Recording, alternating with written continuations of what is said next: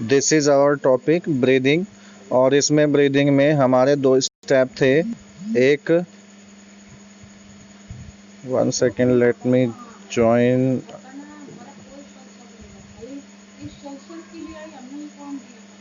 हाँ, तो ब्रीदिंग में हमारा टॉपिक होता है एक तो इनहेलेशन, एक होता है एक्सहेलेशन। अब इनहेलेशन और एक्सहेलेशन में तुम्हें क्या करना है, ये सिंपली आप कह सकते हैं दिस इज ब्रीद इन, सांस अंदर लेना, और एक्सहेलेशन होता है ब्रीद आउट, सांस बाहर छोड़ना। ये तो सिंपल सा कॉन्सेप्ट है। यहाँ पे आपसे जो बोर्ड में क्वेश्चन पूछा जाता है मैं उसके बारे में बात करूँगा। और मोस्टली वो क्या होता है, वो ये है कि explain the mechanism of breathing. अगर आप ब्रीदिंग के मैकेनिज्म एक्सप्लेन करने लगे तो उसे किस तरह से एक्सप्लेन करेंगे कि सांस हम कैसे लेते हैं और कैसे छोड़ते हैं।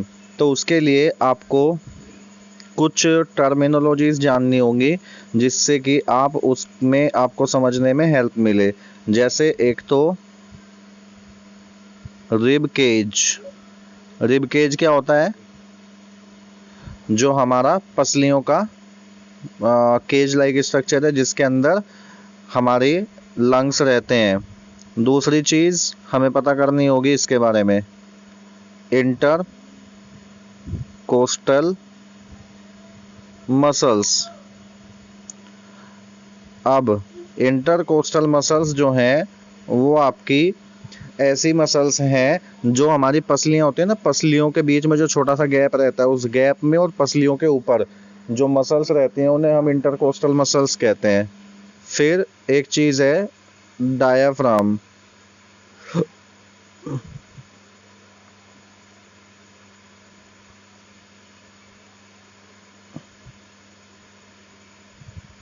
Why it is not writing? Diaphragm. Diaphragm क्या होता है, जो एब्डोमिनल कैविटी को और हमारी इसको थोरेसिक कैविटी को सेपरेट करता है। देखो मैं एक छोटा सा आइडिया आपको देता हूँ। यहाँ पे सपोज करो कि ये हमारा गर्दन से नीचे का पार्ट है, ठीक।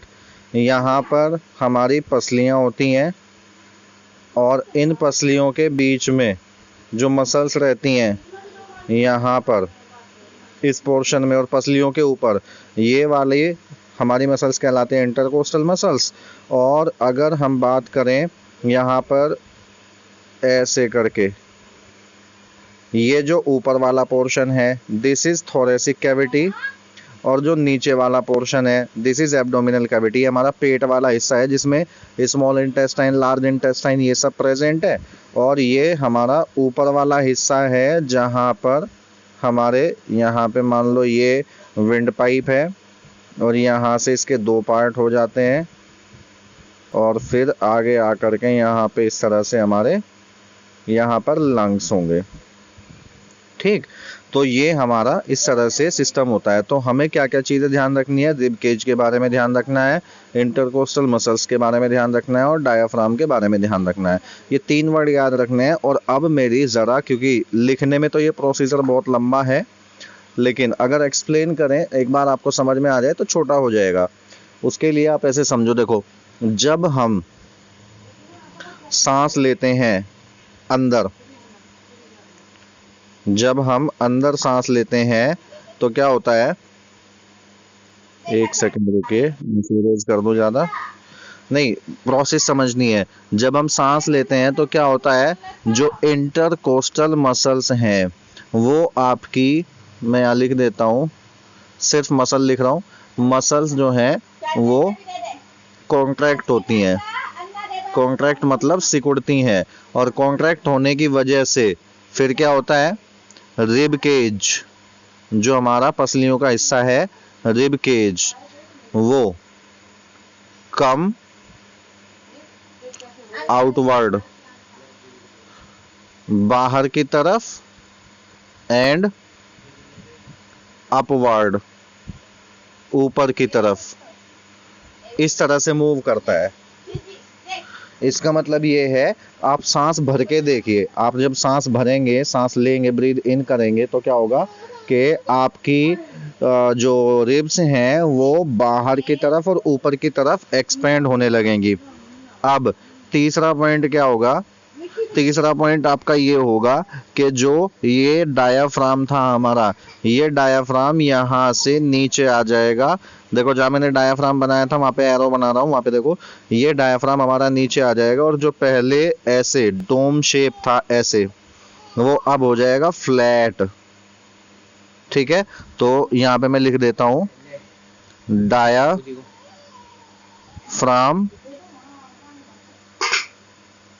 Become flat.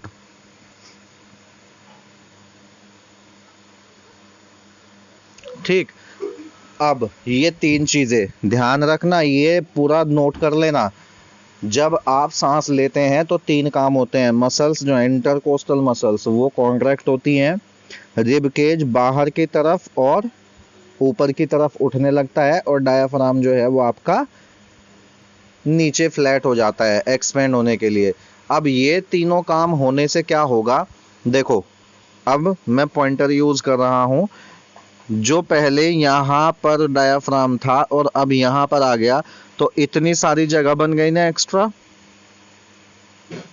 और जैसे ही आपका रिब केज फैलेगा, तो रिब केज फैलने पर मैं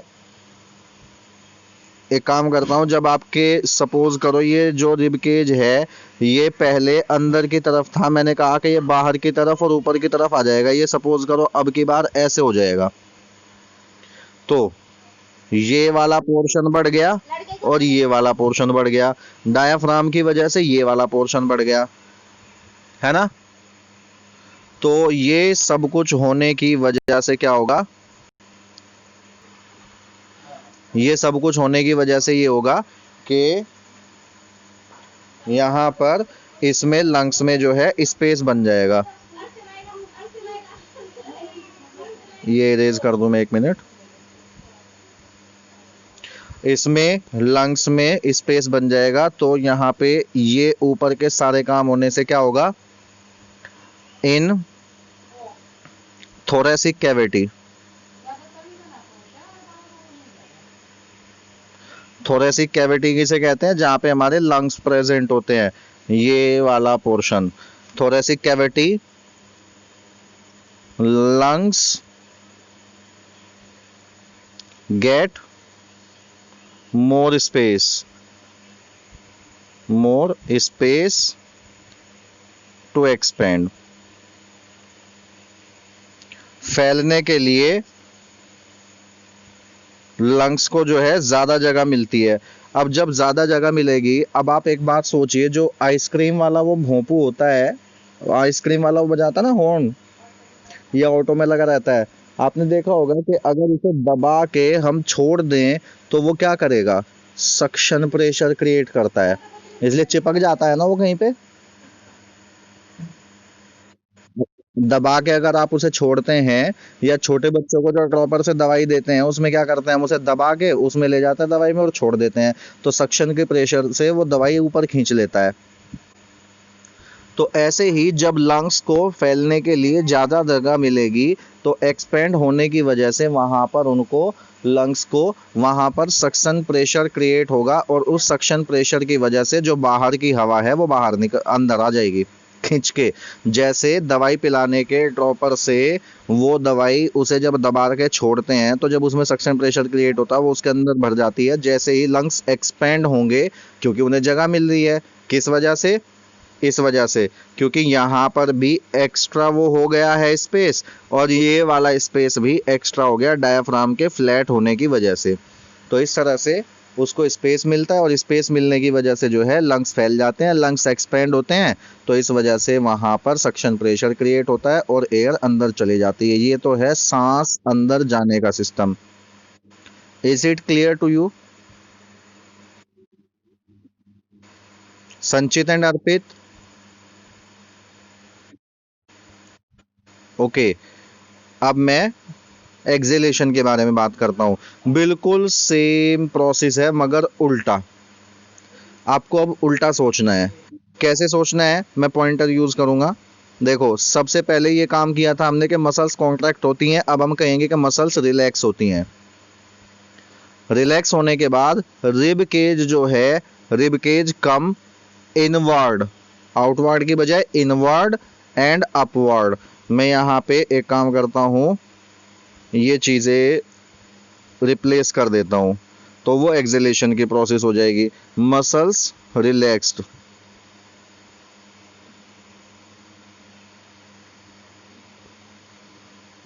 मसल्स रिलैक्स। नेक्स्ट पॉइंट ये वाला ले लेते हैं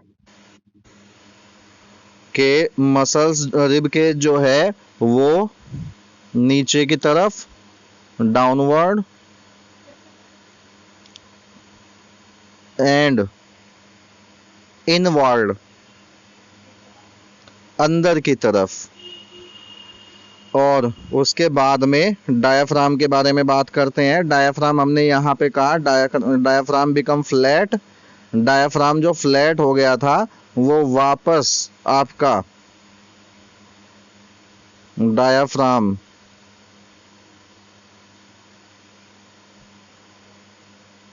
become dome shape. Dome shape, dome किसे बोलते हैं? जो मंदिर मस्जिद के ऊपर वो नहीं होता। मैं ग्रीन कलर सेलेक्ट कर लेता हूँ। जैसे ये फ्लैट हो गया था वापस यहाँ पे पहुंच जाए।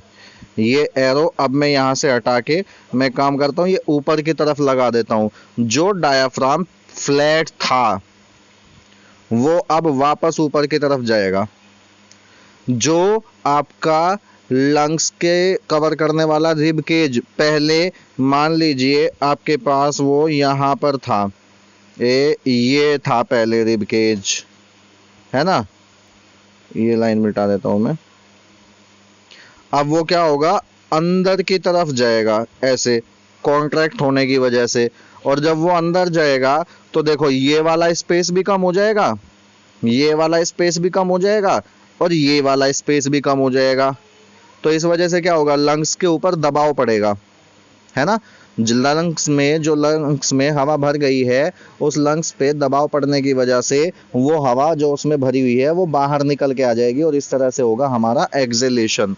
तो हमने यहाँ पे पढ़ा कि थोरेसिक कैविटी में जो है स्पेस बन जाता है जिससे लंग्स को फैलने के लिए जगह मिल जाती है और इस वजह से उसके अंदर जो एयर है सक्शन प्रेशर क्रिएट होने की वजह से अंदर चली जाती है। लेकिन अब क्या कहेंगे कि थोरेसिक कैविटी में स्पेस कम होने की वजह से लंग्स के ऊपर दबाव पड़ता है और उनमें भरी हुई जो एयर है वो बाहर निकल करके चली जाती है। ठीक है, ये आपका पूरा प्रोसीजर है।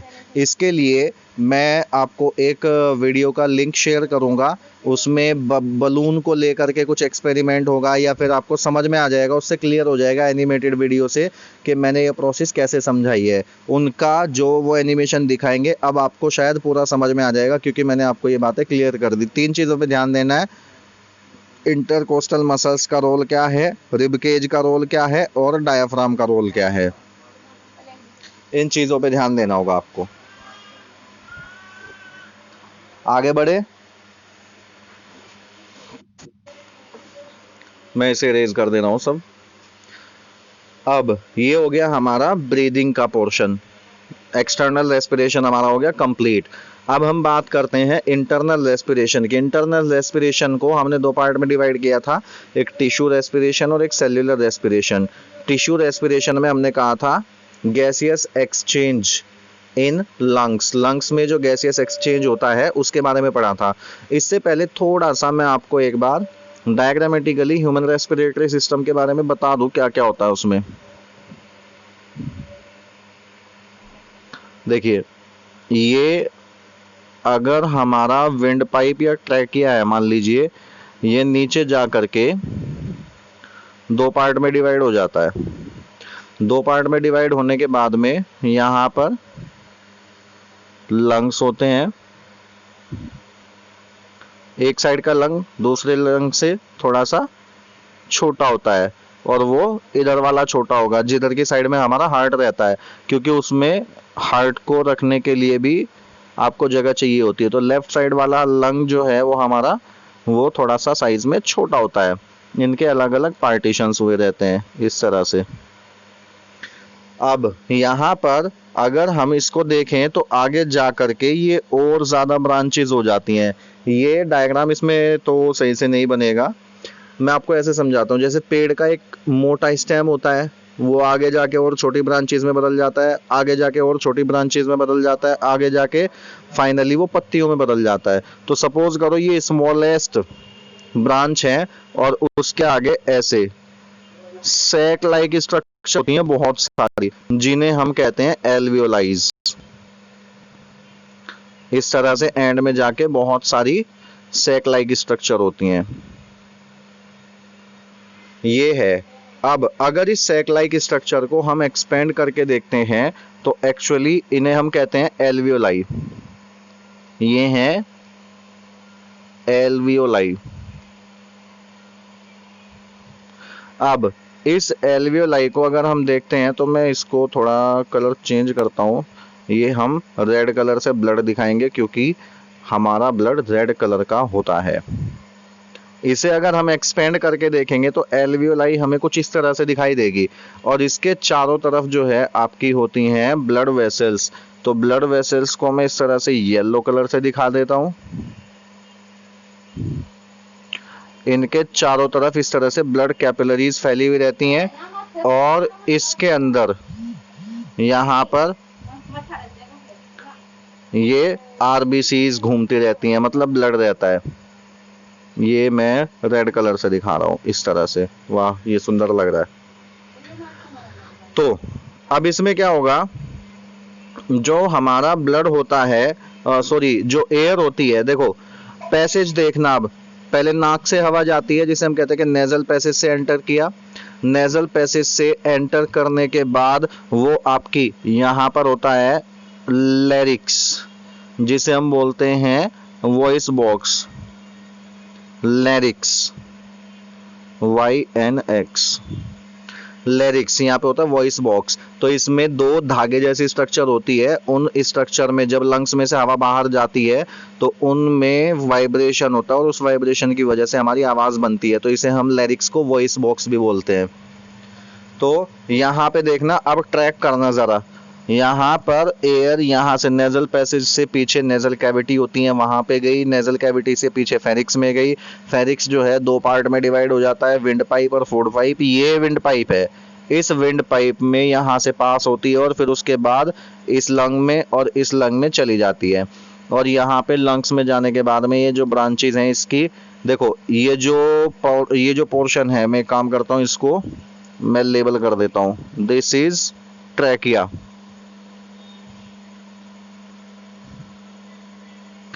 ये जो दो पार्ट हुए हैं, एक इधर और एक इधर, दिस इज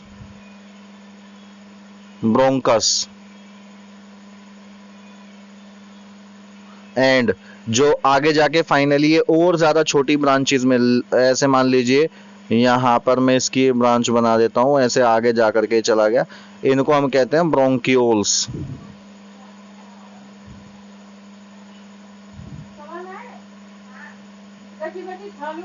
ब्रोंकियोल्स।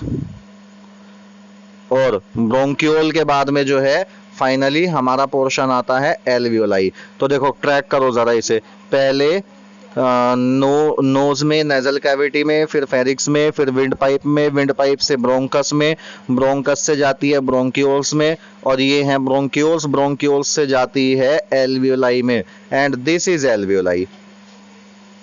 अब यहाँ पे क्या करना है, ये एयर अंदर जाते हुए दिखा रहे हैं हम। ये एयर अंदर चली गई और यहाँ से जो ऑक्सीजन होती है वो ऑक्सीजन यहाँ से डिफ्यूज होकर के ब्लड में चली जाती है। जब हमारा यहाँ पर ऑक्सीजन इसमें ब्लड में मिक्स हो जाती है, जो ब्लड में कार्बन डाइऑक्साइड होती है, वो कार्बन डाइऑक्साइड डिफ्यूज होकर के यहाँ चली जाती है, और यहाँ से फिर ये जाएगी ट्रैक करनाब, यहाँ से एल्वियोलाई से निकली तो ये गई ब्रोंकियोल्स में, ब्रोंकियोल्स में से यहाँ से गई ब्रोंकस में, ब्रोंकस से वो गई ट्रैकिया में, ट्रैकिया से फेरिक्स, नेजल कैविटी और नोज से वो बाहर चली जाती है।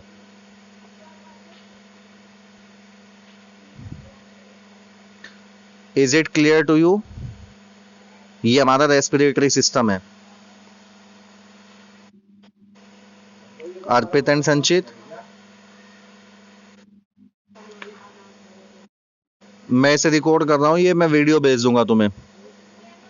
अब इसे मैं इरेज कर दे रहा हूं। अब इसके बाद हमें क्या करना है, ये एल्वियोलाई समझ में आई, मैं एक डायग्राम बना रहा हूं और ये डायग्राम आपको बहुत ही ज्यादा हेल्प करेगा।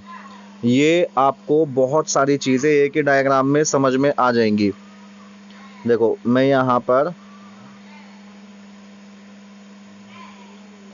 एक डायग्राम बना रहा हूं जो कि वैसे तो सीनियर क्लासेस में है, आप जब सीनियर क्लासेस में बायोलॉजी लेके पढ़ेंगे तब ये आपको मिलेगा 12th क्लास में, लेकिन यहाँ पे इसको समझने से सारी प्रोसीजर हमें बहुत आसानी से समझ में आ जाती है। थोड़ा सा डायग्राम, ये चैप्टर अब ऐसा होने जाएगा तुम्हारा कि अगर आप डायग्राम की प्रैक्टिस करेंगे तो आपको थ्योरी याद करने की ज़रूरत नहीं पड़ेगी और सारी चीज़ें जो हैं आपको ऐसे ही याद हो जाएंगी। यहाँ पर सेल्स बना लेते हैं,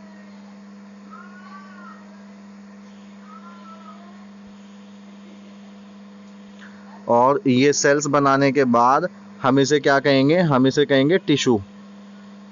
ये हमारा हो जाएगा टिश्यू, क्योंकि जब ग्रुप ऑफ सेल हो जाता है तो वो टिश्यू बन जाता है इस तरह से। अब यहाँ पर ये वाला पोर्शन हम कर लेते हैं इस तरह से,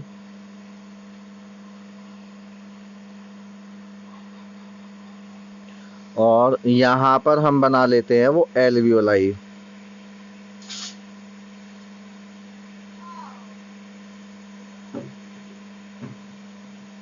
इस तरह से ये हमारे पास एल्वियोलाइज हैं। अब देखो हमने कहा था कि यहाँ पर एयर अंदर आती है। 9th क्लास में आप ये पढ़ चुके हैं, डिफ्यूजन पता है क्या होता है? डिफ्यूजन पता है आपको क्या होता है? Movement of matter from higher concentration to lower concentration, ठीक है। तो यहाँ पे क्या होता है, PO2 मतलब ऑक्सीजन का पार्शियल प्रेशर, जो सांस हमने ली है उसमें ऑक्सीजन का पार्शियल प्रेशर ज्यादा होता है। मैंने अप एरो इसलिए लगाया ताकि आपको दिखा सकूं कि ज्यादा होता है। और हमारे ब्लड में जो है PO2 यहाँ पर वो कम रहता है। PO2 डाउन एरो लगा दिया मैंने, यहाँ पे कम रहता है। तो ज्यादा प्रेशर से क्या होगा, PO2 मतलब partial pressure of oxygen, oxygen का प्रेशर, सीधे लैंग्वेज में अगर आप कहें तो ऑक्सीजन का प्रेशर। तो वो जो हमने सांस ली है उस सांस में ऑक्सीजन ज्यादा होती है और जो हमारा ब्लड है उसमें ऑक्सीजन कम रहती है। In comparison to this situation, यहाँ पर ज्यादा ऑक्सीजन रहती है और यहाँ पर ऑक्सीजन कम रहती है, ठीक है। तो क्या होता है, ज्यादा ऑक्सीजन की तरफ से ये चीज जो है कम ऑक्सीजन की तरफ आ जाती है।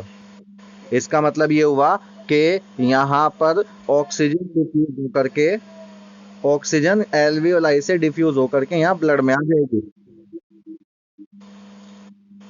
अब इसमें क्या करेंगे हम, यहाँ पर छोटा सा हीमोग्लोबिन बना लेते हैं रेड कलर का, ये बना लेते हैं हम RBC।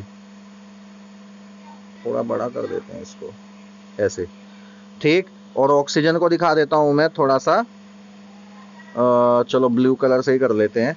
ऑक्सीजन यहाँ पे आके RBC के साथ में जुड़ जाती है, समझ में आया?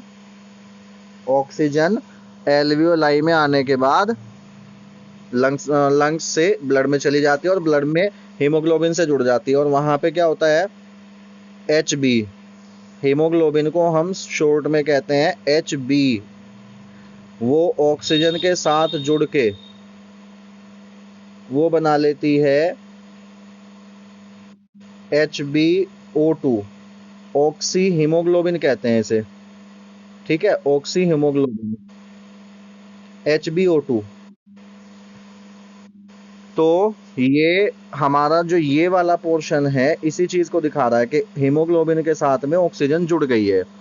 अब इसके आगे देखो, ट्रैक करो जरा इसे, ये यहाँ से चला जाएगा यहाँ पर और ये है लंग्स, सॉरी हार्ट। और ये वाला ऊपर का जो हार्ट है, अभी एक्चुअली आपने सर्कुलेटरी सिस्टम नहीं पढ़ा है तो आपको इनके नाम नहीं पता होंगे, तो इसलिए मैं अभी जर्नली ऐसे ही बता दे रहा हूँ, कंफ्यूज होने की जरूरत नहीं है। लंग्स में से जो ऑक्सीजन को लेके जाती है दैट इज पाल्मोनरी वेन। पाल्मोनरी वेन जो है वो लेफ्ट साइड ऑफ हार्ट में लेके जाती है। तो मैं इसे सिंपली ऐसे करके लिख देता हूं that it is the left side of heart, ठीक है, ये लेफ्ट साइड है हार्ट की। अब यहां से वो ट्रैक कीजिए, फिर हार्ट जो है उसको बॉडी में भेज देगा, बॉडी में भेजने के बाद वो यहाँ पे आ जाएगी। अब दोबारा से हम एक काम करते हैं, अपना ये दिखाएंगे, ये हीमोग्लोबिन था, ये हमारी इसके साथ में ऑक्सीजन जुड़ी हुई थी। एक्चुअली क्या होगा, यहाँ पर ये आपका अलग हो जाएगा। अलग कैसे हो जाएगा, ये हीमोग्लोबिन अलग, सॉरी इसको हम रेड कलर से दिखाते हैं,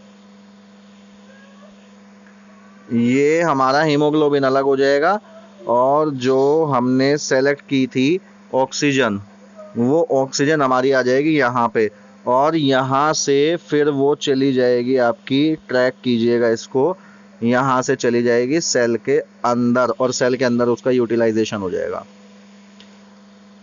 अब जरा एक बार दोबारा से शुरू से देखो, जो हमने सांस ली वो हमारी एल्वियोलाइज में आई, उसमें ऑक्सीजन का प्रेशर ज्यादा है, वो यहाँ से डिफ्यूज होके आगे ब्लड में, ब्लड में वो हीमोग्लोबिन के साथ अटैच होकर के ऑक्सी हीमोग्लोबिन बनाया।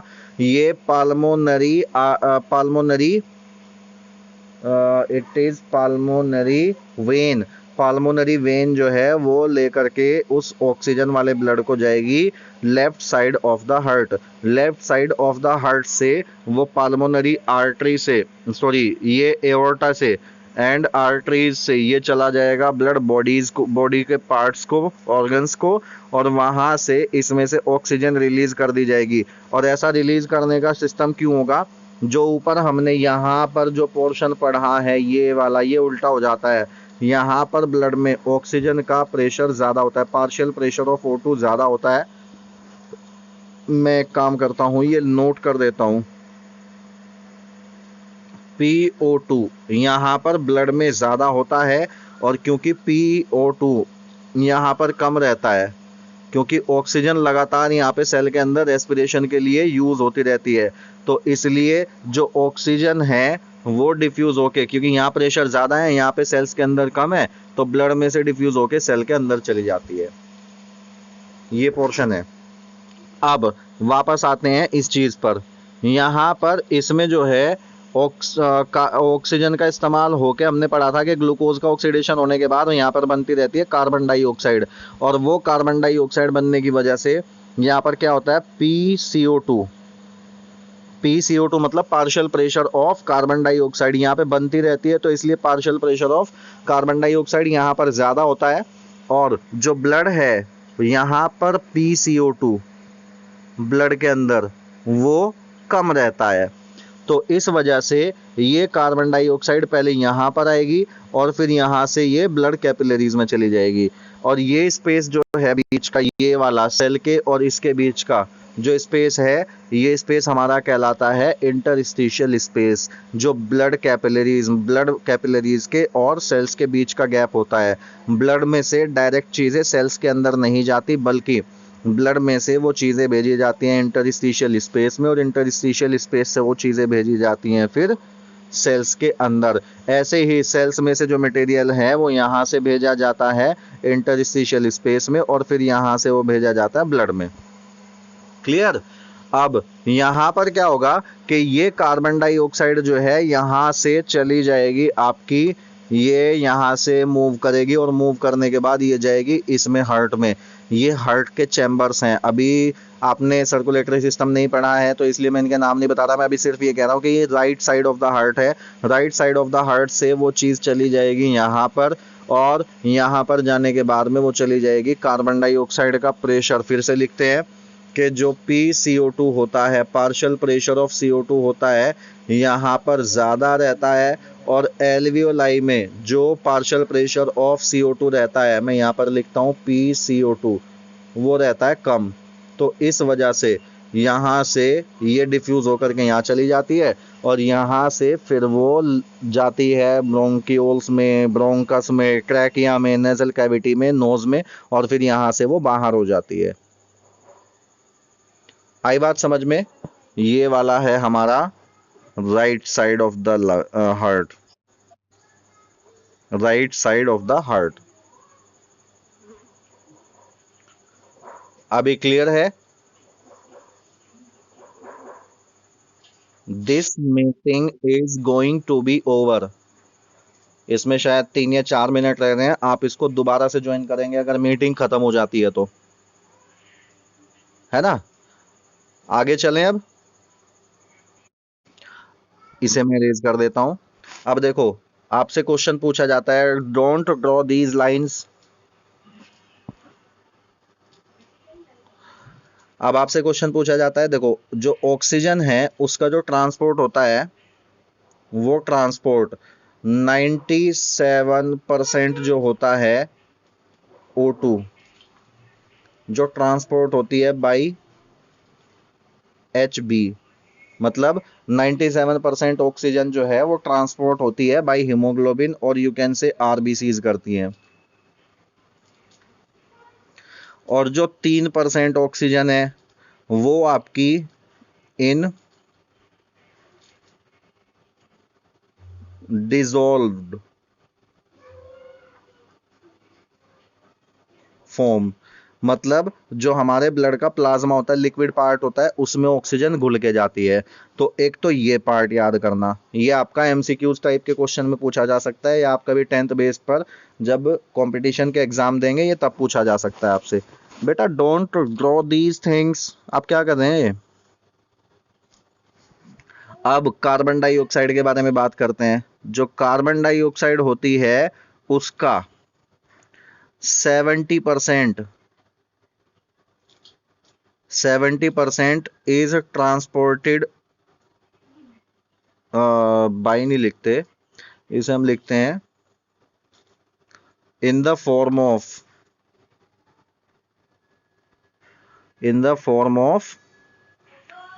We can say carbonic acid H2CO3। This is carbonic acid. अब होता क्या है कि जो पानी होता है हमारे प्लाज्मा में, वो कार्बन डाइऑक्साइड के साथ रिएक्शन करके कार्बोनिक एसिड बना लेता है H2CO3, और फिर ये हमारे ब्लड में इस तरह से जाता है। बाकी बचती है हमारी 23, जो 23% है carbon dioxide, that is transported in by RBCs, by haemoglobin. जो 27% कार्बन डाइऑक्साइड है उसे ट्रांसपोर्ट करता है हीमोग्लोबिन, और जो 7% बचती है वो 7% कार्बन डाइऑक्साइड जो है वो हमारे ट्रांसपोर्ट होती है इन डिजोल्व फॉर्म।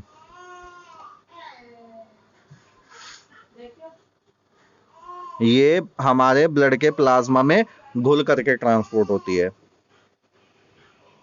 ठीक है, तो ये पोर्शन भी आपको याद करना है कि ऑक्सीजन का 97% जो है हीमोग्लोबिन लेके जाता है, और 3% जो है वो आपका डिजोल्व फॉर्म में ट्रांसपोर्ट होती है। कार्बन डाइऑक्साइड के बारे में बात करेंगे तो 70% जो है वो H2CO3 कार्बोनिक एसिड की फॉर्म में जाती है। इस तरह से जो ब्लड प्लाज्मा में वाटर होता है उससे कार्बन डाइऑक्साइड रिएक्शन कर लेती है, और ये जो है कार्बोनिक एसिड बन जाता है, 23 हीमोग्लोबिन लेके जाता है, और 7% जो है वो डिजोल्व होकर के जाती है। Clear? This meeting is going to be over, so you have to join again.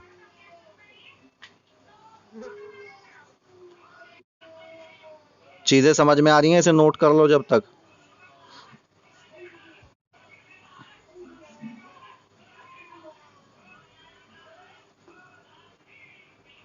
Okay, I think किसी की शायद माइक काम नहीं कर रही है, आवाज नहीं आ रही, इसलिए लिख रहा है। ये कौन है?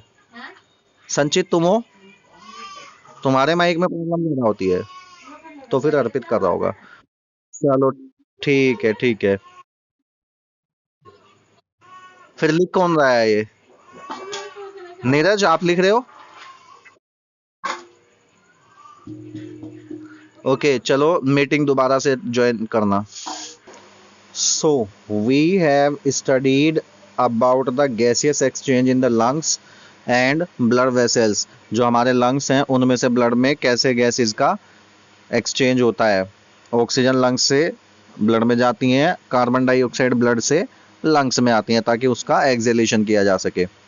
तो अब हम इससे आगे चलते हैं। अब देखो हमने बात की कि जो ऑक्सीजन है वो ऑक्सीजन अब यहाँ से ट्रांसपोर्ट हो गई, ये ब्लड कैपिलरी है, यहाँ से ट्रांसपोर्ट हो गई वो सेल के अंदर। ठीक है, अब सेल के अंदर ट्रांसपोर्ट होने के बाद में उसका क्या होगा, वो यूटिलाइज होगी किस चीज के लिए? C6H12O6 के साथ रिएक्शन करने के लिए, O2। और इससे वो क्या बनाएगी? CO2 बनाएगी, H2O बनाएगा एंड प्लस 38 ATP बनाएगा। अब ये इस तरह से यूज होती है। This is the chemical process. लेकिन अब इसमें भी तुम्हें क्या करना है, थोड़ा ध्यान देना। मैं इसे सारे को इरेज कर देता हूं। सॉरी, देखो यहां पे क्या होगा, इसे समझो जरा। तुम्हें पता है सेल के बारे में, 9th क्लास में आपने सीखा हुआ है। This is cell, this is mitochondria. क्या क्या कह रहे हो संचित? क्या दिखा दूं?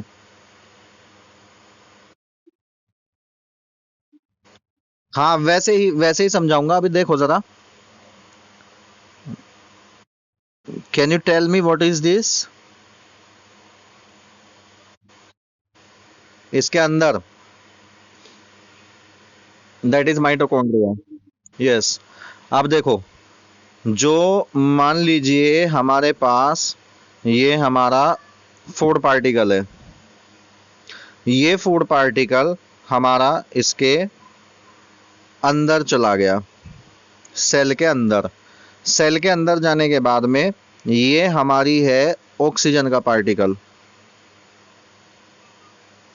और ये ऑक्सीजन का पार्टिकल भी हमारा चला गया इसके अंदर। तो मैं ये दोनों पार्टिकल्स जो है अब अंदर पहुंचा देता हूं इसके। ये ऑक्सीजन का particle and this is food particle. अभी तो इसकी रिएक्शन नहीं होगी यहाँ पर, लेकिन क्या होगा कि ये फूड पार्टिकल जो है इसके साथ में प्रोसेस होगी, और प्रोसेस होके ये फूड पार्टिकल क्या है, ये है ग्लूकोज। और ये फूड पार्टिकल जब अंदर चला गया तो इसमें जो ये सेल का साइटोप्लाज्म है इसके अंदर इसे बना दिया जाएगा। मैं यहाँ पे इसे कर देता हूं आपके बाद ग्रीन कलर का, इस तरह से। And this is pyruvic acid, नाम याद रखना इसका, this is pyruvic acid. Pyruvic acid बनने के बाद में ये एंटर करता है इसके अंदर। I am writing, this is pyruvic acid.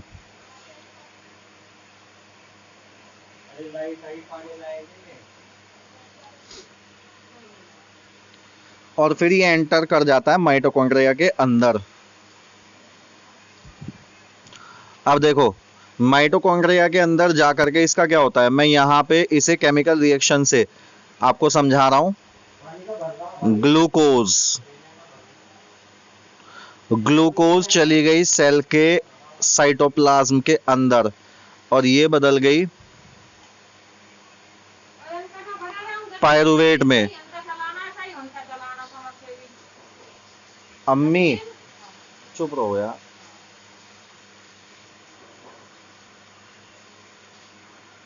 ये पायरुवेट में बदल गया और पायरुवेट में बदलने के बाद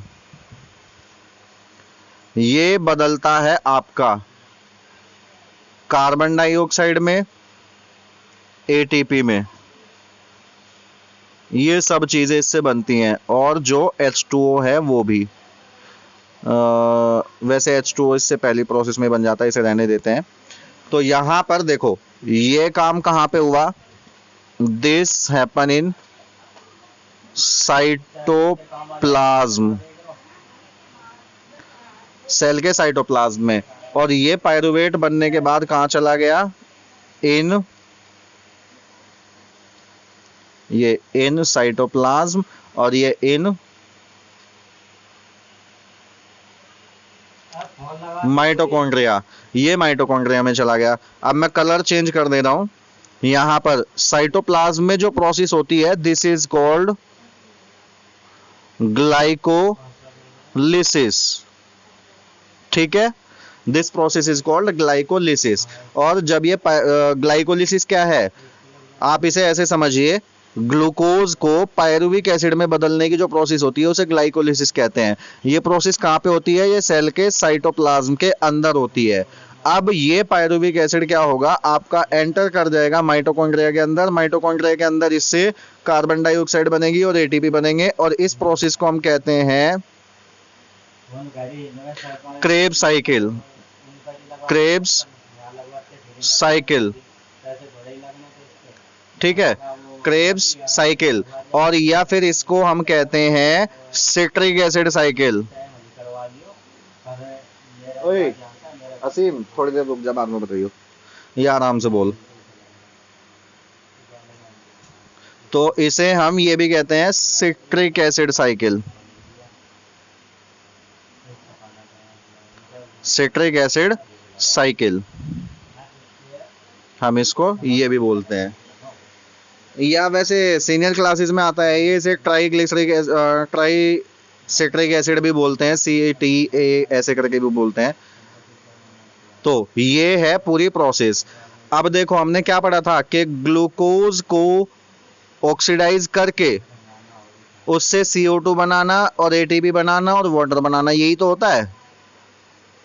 तो वो सारा काम यहाँ इस प्रोसेस में दिख रहा है। दोबारा से सुनो, एक बार दोबारा से ध्यान देना। ग्लूकोज जो है वो हमारे ब्लड से चली गई सेल के अंदर, ऑक्सीजन जो है वो चली गई सेल से इसके अंदर, वो इसके साथ में रिएक्शन करेगी ऑक्सीजन इस वाले स्टेप में, यहाँ पर इस्तेमाल होती है माइटोकॉन्ड्रिया के अंदर। तो ये यहाँ पे यूज नहीं होगी सेल के साइटोप्लाज्म में। इसलिए मैंने क्या कहा कि जब फूड जो है वो इसके अंदर चला जाएगा तो उसको बदला जाएगा पायरुविक एसिड में। This pyruvic acid. तो इस प्रोसेस को जो सेल के साइटोप्लाज्म के अंदर हुई है, इस प्रोसेस को हम कहते हैं ग्लाइकोलिसिस। अब ग्लाइकोलिसिस हो गया, जब ये पायरुविक एसिड में बदल जाता है तो ये जाता है माइटोकॉन्ड्रिया के अंदर। माइटोकॉन्ड्रिया के अंदर केमिकल रिएक्शन होती हैं, उन सारी प्रोसेस को हम कहते हैं क्रेब्स साइकिल या सिट्रिक एसिड साइकिल। और ये काम माइटोकॉन्ड्रिया के अंदर होता है। और इस क्रेब्स साइकिल के दौरान जो यहाँ पे साइक्लिक प्रोसेस चलती है, उस प्रोसेस के दौरान कार्बन डाइऑक्साइड बनते हैं और ATP बनते हैं। वे 38 ATP जो है फाइनली यहाँ पर कंप्लीट हो जाते हैं। और अब इसमें से क्या होगा, ये जो ATP हैं ये तो यूटिलाइज कर लिए जाएंगे और ये कार्बन डाइऑक्साइड जो है ये हमारी बाहर निकाल दी जाएगी, जैसा कि अभी हमने प्रोसेस में पढ़ा। यहाँ से सेल के अंदर से सॉरी, यहाँ से सेल के अंदर से ये कार्बन डाइऑक्साइड जो है ब्लड कैपिलरीज में जाएगी, ब्लड कैपिलरीज से एल्वेलाइज में जाएगी, फिर वो वही ट्रैक चलेगा जो अभी थोड़ी देर पहले हमने पढ़ा था।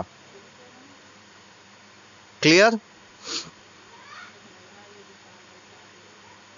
This is the complete process of respiration in human.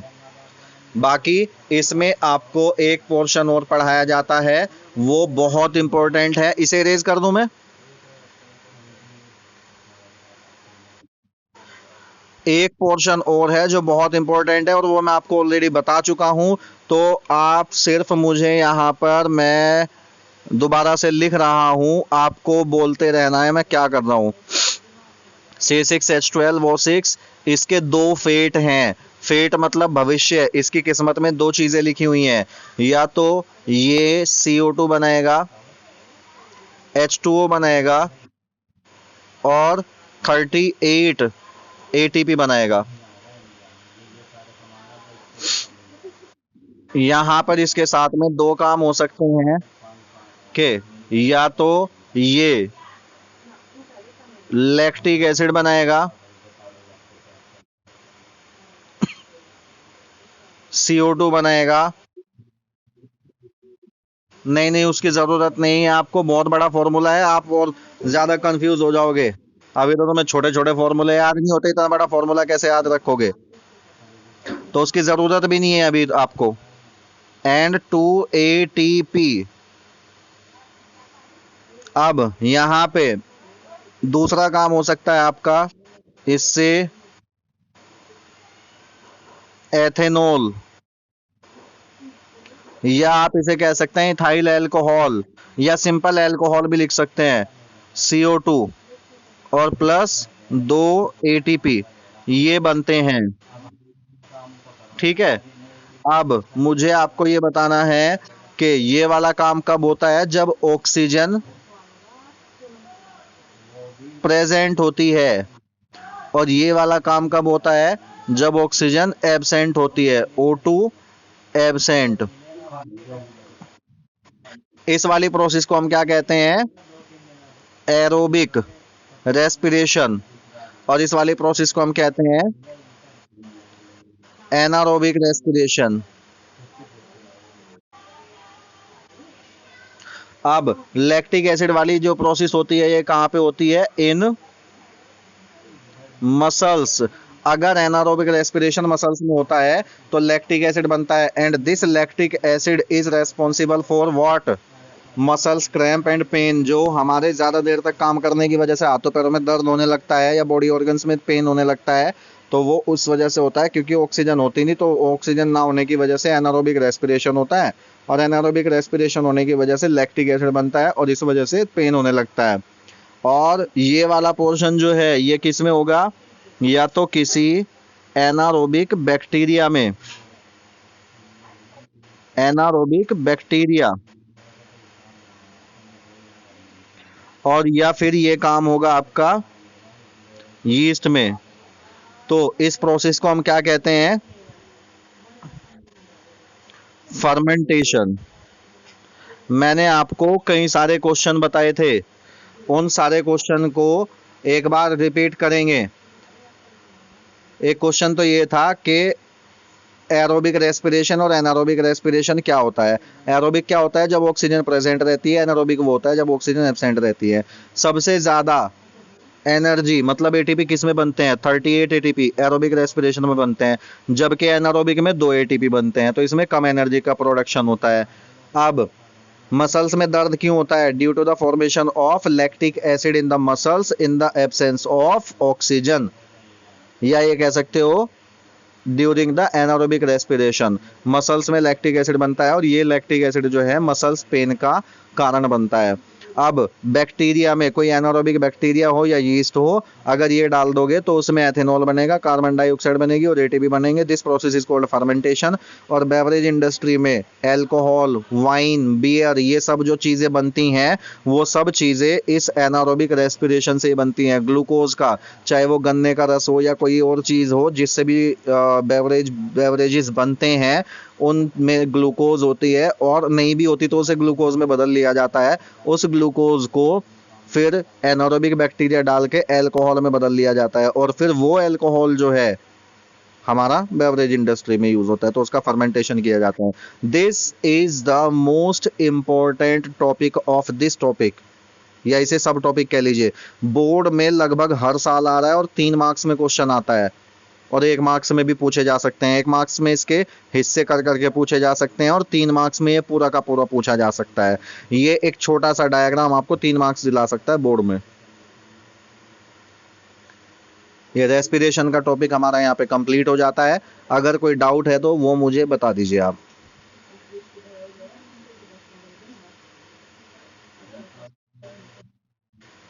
चलिए तो ठीक है। आप वो वीडियो लेक्चर एनिमेशन का जो मैंने भेजा था वो आपको देखना है। एक मैं और भेज देता हूँ आपको,